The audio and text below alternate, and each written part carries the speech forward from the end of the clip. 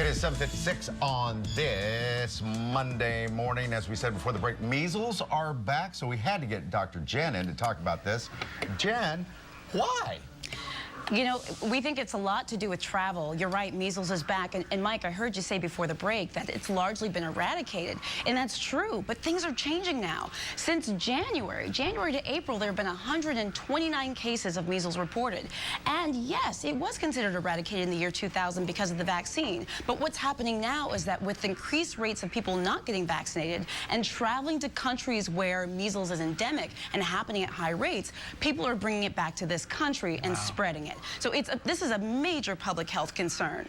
So what can we do to prevent getting the measles? Right. So, well, the main thing is vaccination. But, you know, I really want to talk, too, about how serious this condition is. You know, Mike and Sue, as a doctor I came out of training in the last 10 or 15 years. Right. One of my major concerns is that doctors in my generation, you know, we've never seen a case of measles. It's because it's largely been eradicated. So there's problems and concerns with diagnosis. But the other thing is I think the public doesn't always take it seriously. Remember, this is a condition that can kill. It causes deafness, it causes pneumonia, it causes brain damage, and it's highly contagious. So one of the best ways that people can become protected really is to get the vaccine, which is over 95% preventative. And we're still giving out the vaccines? Absolutely. The vaccine is called the MMR or the MMRV vaccine. Typically, children get this. You get your first dose of the vaccine at 12 to 15 months of age, the second dose between 4 to 6 years. But CDC officials and public health officials are saying, look, if you're going to take your young child out of the country, you're traveling, and say they're younger than a year old, you should still take them to the doctor because they still may need the vaccine. And this goes for adults, too, that have not been vaccinated. But this is a big deal, and I really hope people take this seriously.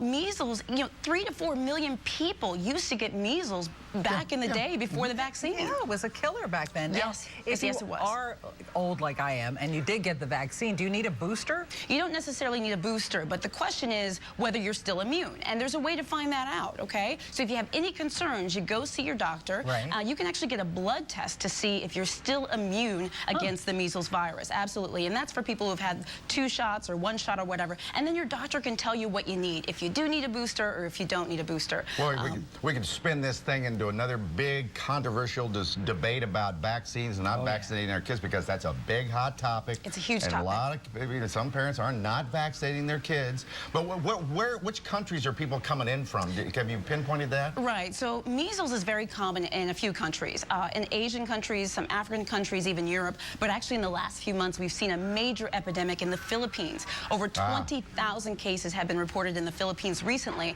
and actually a number of the cases that have been reported here in the United States have been from people traveling to the Philippines. Well, they haven't been protected and coming back. Some of these kids have picked it up in the doctor's office. Yes. Oh, and you know, really that comes scary. back to us not being able to fully understand what the condition is. You have new doctors that have been practicing for 10, 15 years, like myself, right? We've never seen a case, and you don't know it's the measles. So these people are sitting in the waiting room and just transmitting it to other people. So that's why vaccination is key. Dr. Jen, great, important information. Thanks for coming in. Thank you.